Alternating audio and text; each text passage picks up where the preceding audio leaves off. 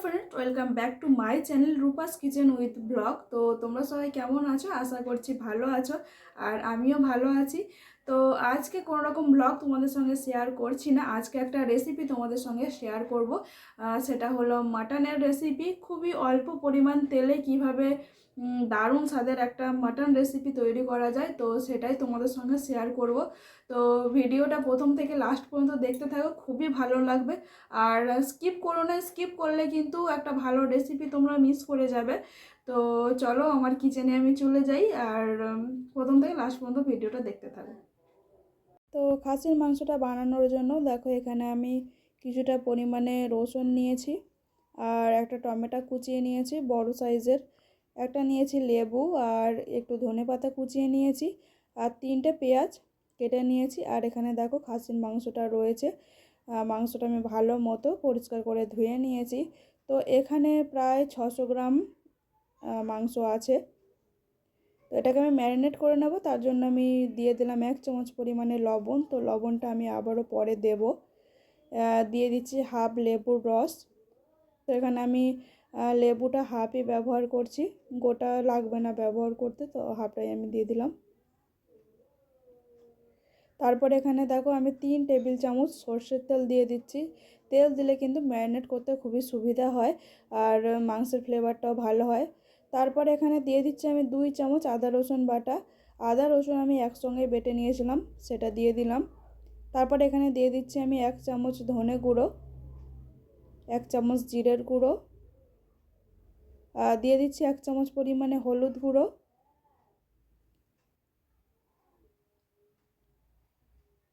আর দিয়ে দিচ্ছি 1 চামচ লঙ্কার গুঁড়ো। তারপরে দেখো এখানে আছে এলাচ বাটা। তো এটা একটু জল জল করেই বাটা আছে। এখানে আমি 6টা এলাচ ভালো মতো বেটে নিয়েছিলাম, সেটাকে জল দিয়ে এইভাবে 2 চামচ জল দিয়ে গুলিয়ে নিয়েছি। তো সেটা দিয়ে দিলাম, ভালো মতো মিশিয়ে নিচ্ছি।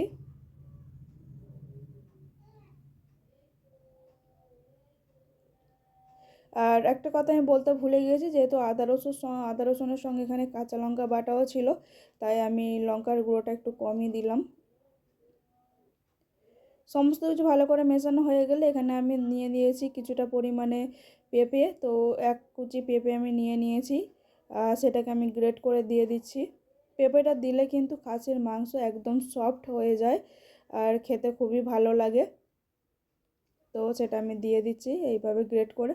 তো আপনারা বেটেও দিতে পারেন।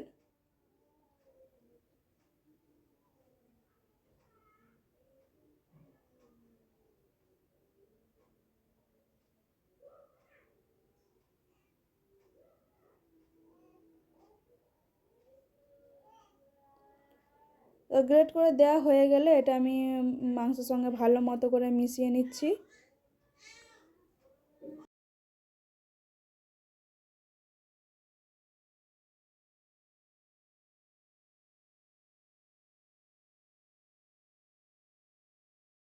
তারপরে একটি ঢাকনা চাপা দিয়ে আমি 1 ঘন্টার জন্য এইভাবে রেখে দিলাম। ফিরে আসছি 1 ঘন্টা পর। তো 1 ঘন্টা হয়ে গিয়েছে, আমি রান্নাটা শুরু করে দেব। তার জন্য ওভেনটা জ্বালিয়ে আমি কড়াইটা ভালো মতো গরম করে নিয়েছি। তারপরে এখানে দিয়ে দিচ্ছি 50 গ্রাম সর্ষের তেল। আমি রান্নাটা সর্ষের তেলেও করব, আপনারা সাদা তেলেও করতে পারেন। তেল ভালো মতো গরম হয়ে গেলে এখানে আমি দিয়ে দিলাম 1 চামচ লবণ। তারপরে মাংসের জন্য যে আমি আলুগুলো কেটে রেখেছিলাম সেগুলো ভালো মতো করে ভেজে নেব। তো আপনারা এখানে আলু ব্যবহার না করতে পারেন, আপনাদের পছন্দ মতো আপনারা আলু দিতেও পারেন, নাও দিতে পারেন। তো মাংসের সঙ্গে আলু খেতে আমাদের বাড়ির সবাই ভালোবাসে, তাই আমি আলুটা দিয়ে দিচ্ছি। আর মাংসের মধ্যে আলু ছাড়া কিন্তু যেন মাংসটা একেবারেই ভালো লাগে না আর কি, অসম্পূর্ণ লাগে, তাই দিয়ে দিলাম। আলুগুলো ভালো মতো ভেজে নেব।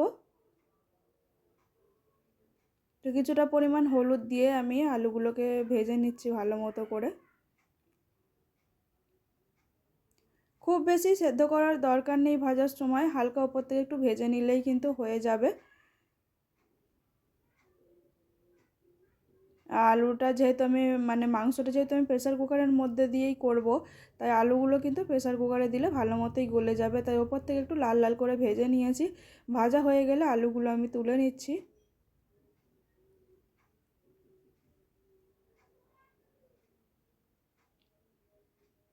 তারপরে এই তেলের মধ্যে আমি কিছু জিনিস ফোড়ন দিয়ে দেব। তার জন্য দিয়ে দিলাম 3টে তেজপাতা, আর দিয়ে দিচ্ছি 6-7টা এলাচ। এলাচগুলো একটু ফাটিয়ে দিয়েছি আমি। তারপরে এখানে দিয়ে দিয়েছি দারচিনি, লবঙ্গ আর একটা জয়িত্রী আমি দিয়েছি এখানে। আর দিয়ে দিলাম 2টো শুকনো লঙ্কা। ভালো করে ভেজে নেব। আপনারা কিন্তু আপনাদের ঝালের পরিমাণটা বুঝেই দেবেন।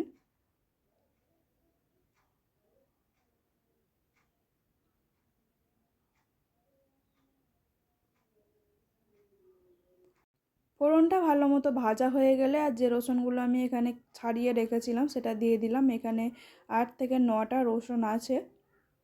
রসুনটাও ভালো মতো ভেজে নেব। এতে করে কিন্তু মাটনের ফ্লেভারটা খুবই ভালো আসে। আপনারা একবার এইভাবে বানিয়ে দেখবেন অবশ্যই। রসুনটা ভাজা হয়ে গেলে এর মধ্যে দিয়ে দিচ্ছি আমি কেটে রাখা পেঁয়াজ। তো আমি মাংসের পরিমাণ অনুযায়ী কিন্তু এগুলো নিয়ে নিয়েছি।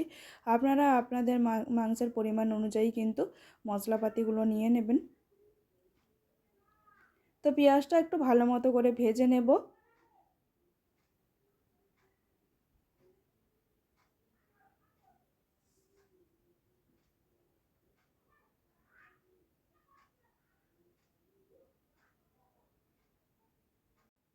পেঁয়াজটা ভালো মতো ভেজে নেওয়া হয়ে গেলে এর মধ্যে আমি দিয়ে দিচ্ছি ম্যারিনেট করে রাখা মাংস।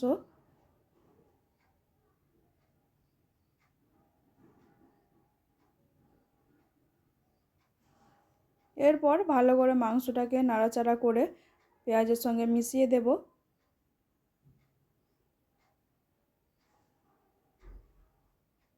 তো একটু হাতে সময় নিয়েই কিন্তু মাংসটা রান্না করতে হবে। এতে করে কিন্তু এর টেস্টটা খুবই ভালো আসবে। আর যদি তাড়াহুড়ো করে যেমন তেমনভাবে করা হয় কিন্তু এর টেস্ট একেবারেই ভালো হবে না।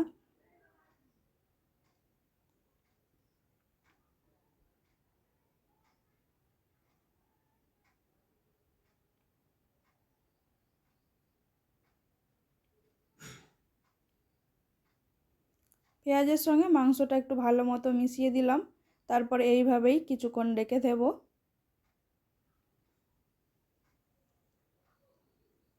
গ্যাসের ফ্লেমটা লোতে রেখে কিছুক্ষণ এইভাবেই রেখে দিয়েছিলাম। তাতে দেখুন মাটনের চর্বি থেকে কতটা পরিমাণে তেল বেরিয়েছে। তো এতটা তেলও কিন্তু আমি দিইনি। তো এই রান্নাটা কিন্তু আমি খুবই অল্প পরিমাণ তেলে করে দেখাচ্ছি আপনাদের। খুব অল্প পরিমাণে তেল এতে দিতে হবে, কারণ মাটনের চর্বি থেকে তো তেল বেরোবে। আর আপনারা দেখতেই পাচ্ছেন কতটা পরিমাণে তেল ছেড়ে দিয়েছে। তো এইভাবে কিছুক্ষণ সময় নিয়ে গ্যাসের ফ্লেমটা একেবারে লোতে রেখে হাতে সময় নিয়ে কিন্তু কষিয়ে নেব। আর তারপর এর মধ্যে আমি দিয়ে দিচ্ছি যে টমেটো কুচিটা আমি করে রেখেছিলাম সেটা। এখানে আমি একটাই টমেটো ব্যবহার করেছি, আপনারা চাইলে 2টো দিতে পারেন।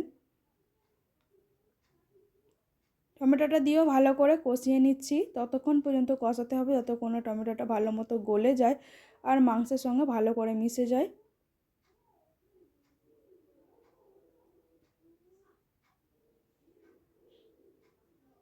তো মাংসটা কিন্তু তেলের মধ্যে একেবারেই ভাজা ভাজা হয়ে গিয়েছে।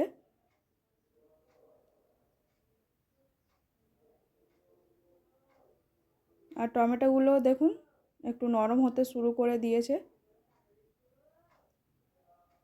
এরপর এর মধ্যে আমি ভেজে রাখা আলুগুলো দিয়ে দিচ্ছি। আলুগুলো দিয়ে মাংসের সঙ্গে একটু ভালো করে মিশিয়ে নেব। আলুগুলো দেওয়ার পর কিন্তু খুব বেশি আর কষানোর দরকার নেই। ব্যাস এই রকমভাবে একটু মিশিয়ে দিলেই হয়ে যাবে। যেহেতু প্রেসার কুকারে দেবো আর আলুগুলো তো প্রেসার কুকারের মধ্যেই ভালো মতো সেদ্ধ হয়ে যাবে, তাই এর থেকে বেশি আর কষিয়ে নেওয়ার দরকার নেই। এবার আমি প্রেসার কুকারের মধ্যে মাংসটা তুলে নেব। তো একটা প্রেসার কুকার আমি নিয়ে নিয়েছি আর দেখুন চামচের সাহায্যে আমি এইভাবে করে মাংসটা প্রেসার কুকারের মধ্যে তুলে দিচ্ছি। সমস্ত মাংসটা তুলে নেওয়া হয়ে গেলে ওই কড়াইয়ের মধ্যে আমি দিয়ে দিচ্ছি কিছুটা পরিমাণে জল, কারণ আমি মাংসের মধ্যে গরম জল ব্যবহার করব। তো আপনারাও কিন্তু চেষ্টা করবেন যে কোনো মাংস, খাসির মাংস বলুন বা মুরগির মাংস, এতে গরম জলটা দেওয়ার, কারণ গরম জল দিলে কিন্তু মাংসের টেস্টটা একেবারে নষ্ট হয়ে যায় না। আর আপনার যদি কষে নেওয়ার পর এরপর যদি এর উপরে ঠান্ডা জল ব্যবহার করেন তাহলে কিন্তু মাংসের টেস্টটা একেবারেই নষ্ট হয়ে যাবে। তো তাই জলটা গরম করে নিয়ে আমি দিয়ে দিচ্ছি, যতটা পরিমাণে জল প্রয়োজন ততটাই দিলাম। খুব বেশি ঝোল করব না, একটু মাখা মাখা করব, তাই অতটাই জল দিলাম। আর এরপর প্রেসার কুকারের মধ্যে 5টা সিটি দিলেই কিন্তু আমার মাংস একেবারেই রেডি হয়ে যাবে। তো দেখুন বন্ধুরা, প্রেসার কুকারের মধ্যে 5টা সিটি দিয়ে আমি মাংসটা তৈরি করে নিয়েছি। আর এতে কিন্তু মাংসটা একেবারেই সেদ্ধ হয়ে গিয়েছে ভালো মতো। আর দেখুন কতখানি এর ফ্লেভারটা চলে এসছে। তো তারপরে গরম মশলা আর কিছুটা পরিমাণে ধনেপাতা দিয়ে আমি এটাকে এখানেই শেষ করলাম ভিডিওটা। তো এরপর কিন্তু খেয়ে নেব, আর ধরে রাখা যাচ্ছে না জিভে জল। তো ভিডিওটা ভালো লাগলে অবশ্যই লাইক কমেন্ট শেয়ার আর আমার চ্যানেলটাকে সাবস্ক্রাইব করে দিও বন্ধুরা। আর এইভাবে কম তেলে মাটন রান্না একেবারে করে দেখবেন, খেতে কিন্তু অসাধারণ হয়। আর টাটা, আজকে এখানেই শেষ করছি।